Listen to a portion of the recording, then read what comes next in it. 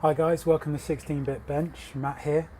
I'm a big fan of thrifting videos. I'm a big fan of going to charity shops and those sort of places and digging through things looking for cool stuff, especially video games. Obviously, that's the point of this channel. So that's what we're going to do today. We're going thrifting, and we're going thrifting in Brighton. Here's a map of Brighton from like 1940.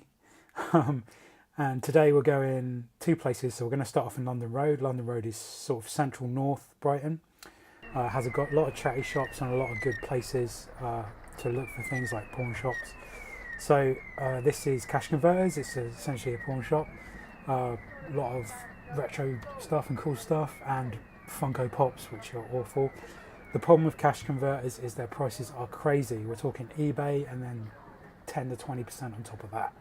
So yeah, I'm not a big fan, especially if you're looking for a bargain. This is not the place to come. But they do have good stuff, because obviously they pay, because they charge a lot, it means they pay a lot. So people do tend to sell their stuff to Cash Converters. As you can see, I've got the baby with me today, so she's asleep because she is bored by this kind of crap. Real good selection of games in Cash Converters. Got nothing to say against their selection. Again, their prices are pretty bad, and I didn't feel like digging through all those games. A lot of usual titles. Interestingly, some usual weird new stuff, like there was a couple of wireless controllers for the NES Mini. There you can see them sort of on the bottom there. Thanks. Like a Wii, a PSVR. Look at that, PlayStation Move controllers, £45, crazy prices. And then a whole host of DSs, and they're all prices, eBay prices. It's not good. So it's disheartening to come in here if you're looking for bargains. So that's why I'm leaving. Yeah, back it out. Quick look in the window. There's a couple of stuff here. A boxed PSVR, a boxed NES for £180. Crazy for a boxed SNES. Like, no way. Let's fast forward a bit. Waiting for this guy to get out of the way. So we're in the British Heart Foundation now. That's a charity shop. Can't really see the games here, but there's a pretty pitiful selection. And the reason being that the pawn shops act like magnets for the games. So people know they can get money for their stuff rather than donate it. So they'll go to the pawn shops to sell it rather than go next door to the charity shop to give it away. So fast forward a bit more down the street, and we go into Scope. So we can see here, I always check the glass cases because that's where they tend to put what they think are high value items. You can see there's two DSs there for £45 each, and up in the top right corner was a couple of Pac-Man cufflinks as well, which was pretty cool. I didn't see that at the time. Looking through the shelf of random crap, this is a Vita plastic shell, which you can't really see, but yeah, it was priced at about £4, which is about £4 more than it's worth. Always check the DVDs, because that's where the games usually hide, and there were some games there in the upper right, but they were all FIFA, so I didn't bother looking. We pop into the market because there's a retro game shop here, but it's closed today. So we pop out of the market, cross the road, and we're coming up on probably one of the only sort of retro game shops really left in the southeast of England, and this is a place called Ninja Game Den. The guys in here are super cool. They always have a good selection. I think they probably pay better than Cash Converters for starters, and then their prices aren't as high either. So two major plus points there. A huge selection of everything from like Master System. There's Super Nintendo, Mega Drive, all the PlayStations, Saturn, all this stuff. Dreamcast we've got there, looks really cool. Always have a look in the cabinet. Loose games, bargains. Master System games there in the corner, unloved. I'm looking for the Game Gear because I'm a Game Gear head. I love Game Gear, but these guys, I've bought everything from these guys that was rare already, so not really much in the way of Game Gear. Yeah, great selection. Like I said, great shop, really nice people in here. I really like it. Can't recommend it high enough. There's the Game Gear stuff. Sadly, it's all common. But yeah, their prices are equal to, say, eBay. They price their stuff really well. They've got N64 controllers where they've replaced the joystick with a GameCube one, which is really good. I'm doing that myself as well. You can source those. They're not that expensive, and they make the pad just 10 times better. Like, it's just so much better with the GameCube stick in there. A lot of box stuff up here. Yeah, boxed NES control deck. A lot of box NES games, loose games, and then over in this glass cabinet is import and Japanese stuff. So always worth a look if you like that kind of thing, and I do. And then I think I probably stay in here for a little bit for a natter. So we're just gonna cut away now and move on to the next charity shop. I can't remember what this one's called, but yeah, they usually have stuff in the glass case, but nothing today, nothing really. Game selection, not really worth looking at. This one, again, not really much, and we're in and out. And then I come into the British Heart Foundation furniture shop, and they have this glass cabinet, which usually has something cool in it. It's had this NES and this plug and play in the bottom here for ages, because they are overpriced. Some games here, nothing really, lots of FIFA, dance games, iToy games, sports games. I think there was a Splinter Cell for the N64. On the table, we've got a couple more Wii's, all the cables intact, but again, price is kind of not worth it. I think it's something like £40, which, for something they got given free is a bit shit. And like, it's just forcing the price up for everything everywhere. These kind of pricing tactics. It's like everything's worth a fortune, everything's worth loads of money, everything's an investment. It's just not true. Some of this stuff is worthless. A little homage to LGR here. I'm going to look at the electronics, but again, this is England, so we don't have any cool electronics. Little keyboard on the table there, some fridges, freezers, flat screens. No CRTs. I don't think the charity shop bothers taking them. So we're going to shoot clear across town now, right on the other side. This is Boundary Road, which is the dividing line between Hove and Portslade in Brighton. Boundary Road, again, very similar to London Road, a lot of charity shops and a couple of pawn shops on here. And there are some good things to be found if you try and you look regularly enough. First, we're going to pop into the post office to post a parcel. And yeah, this was fun. Here you go. Scan. Give me my receipt. Right, off. Up the street, across the road, and first place we come to, I think, is another British Heart Foundation.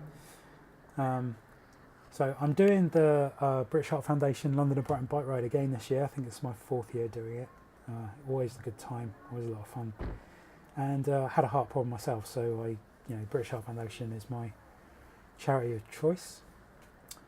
Okay, so yeah, I kind of have trouble locating the games. Find this thing. So I was like, what the hell is this?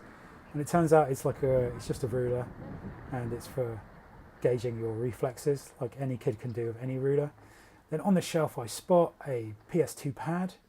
It's like, oh cool, £3. Almost tempted to get this, which would have been the only thing I'd buy in this entire video, but yeah, decided against it. £3, not a bad price, not a particularly good price either though, so yeah. And I've got a whole box of them.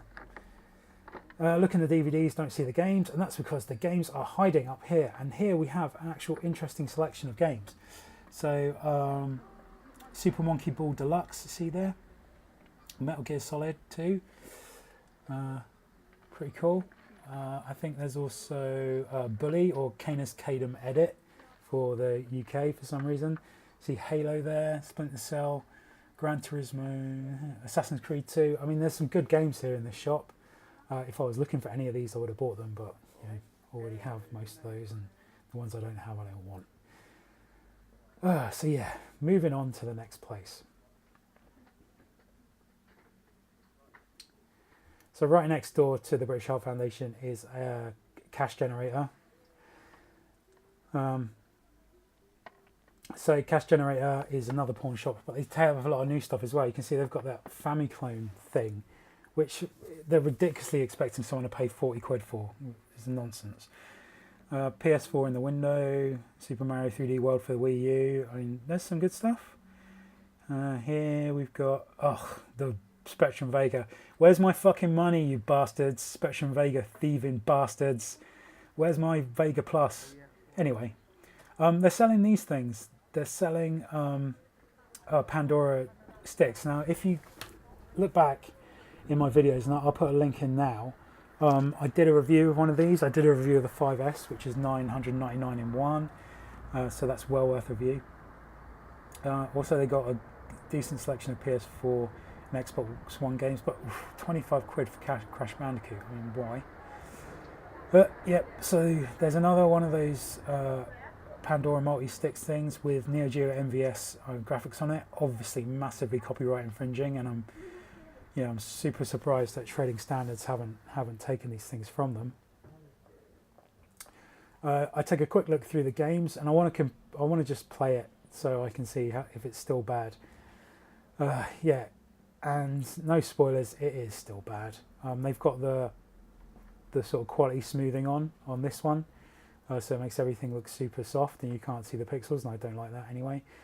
But I don't think this camera shows it very well, but there's still screen tearing, and there's still blocking, and there's still all that crap that the other ones do, so this one's no better. And they're charging so much money for these in the shop. It's like 220, I think this one was, when you can get a newer one for 150. Then I look in the glass cabinet, and they've got some cool gadgets in here, some like little Chinese knockoff handhelds and stuff, all kinds of stuff you can get on eBay. So I'm really surprised to see it in an actual brick and mortar store, because that stuff is a legal grey area. There's a GameCube pad in there. There's effects pedals for guitars. There's some tablet computers, but yeah, not much else. I mean, a decent selection. Again, their prices are better than cash converters, and we'll see another cash converters in a minute. But yeah, all the pawn shops are really expensive. They don't they price based on internet prices. They Google everything. They know how much they think things are going to cost, which is a shame because they're not worth what they're charging for them. So next, I think there's another charity shop. Look at that weird monkey. You see that weird monkey in the window? They want 80 quid for that monkey. I think they think it's an antique. Now, to my mind, if they wanted to sell it as an antique, they should be selling it on eBay or in an auction. Then shouldn't be selling it in a charity shop. No one looks in charity shops to buy expensive antiques. A quick scan of the DVDs, don't really see anything. Oh, what's this behind the copy of Annie? Oh, FIFA. FIFA 10, FIFA 9, FIFA 11. Pro Evolution Soccer 3. Oh, Cricket 2005. God, sports games, man. Always check the kids section. Sometimes you might see some cool electronics. There's a Scale Electrics down there on the ground. It's massively overpriced because it's not in very good condition. Next we go to another cash converters. So again, this is a rival to Cash Generator. The blue shop that we went into, Cash Converters, is red and yellow. That's a rival to them. Look at that. Final Fantasy VII, 30 quid. It's one of the most... There are more copies of Final Fantasy VII than I think any other PlayStation game in the entire world. How is it possibly worth 30 quid? Look at these retro stuff, like an original PlayStation for loads of money. What was it? 30 quid they want for it. No cables. No thanks. There's a PS1 there. 30 quid. There's some Dreamcast games. N64 games. I was like, ooh, GoldenEye. I think they wanted 4 quid for it.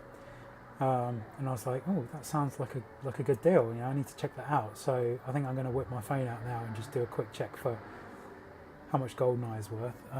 Yeah, there's an Xbox One and Xbox 360 up there. Some controllers, cameras, microphones, alarm clocks. Yeah, so let's just check on how much GoldenEye is worth. Yeah, I am one of the people that do this, I mean, what are you supposed to do? Just accept their word for it that what they're charging for it is good. So here we go, filtering on sold items and cheapest sold items, and I think we see that GoldenEye is worth about 4 quid. So yeah, pretty well priced. Not buying it. Let's have a look, what else have we got? So, electronics, DVD players, CD players, who wants one of those? Mediocre televisions. A lot of hand tools. I think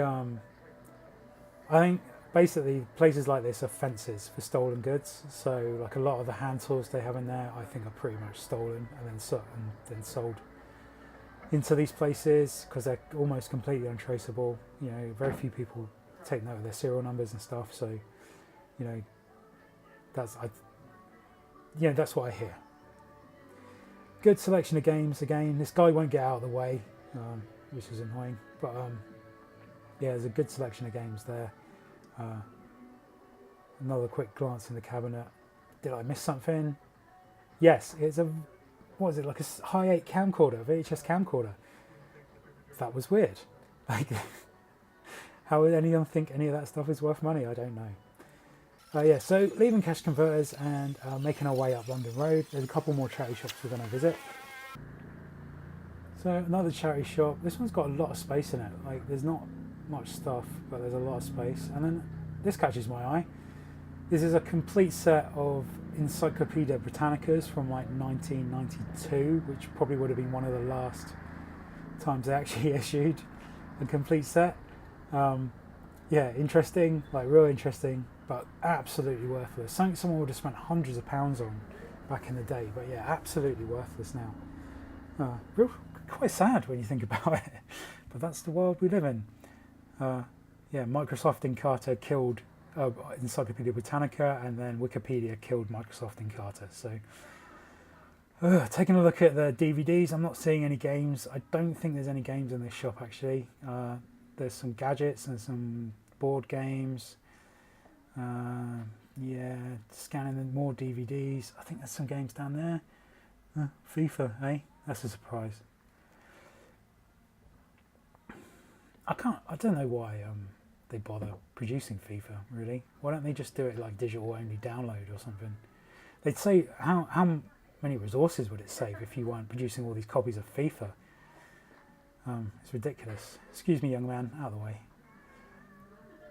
This place, nothing really good. I think we're getting to the dregs now.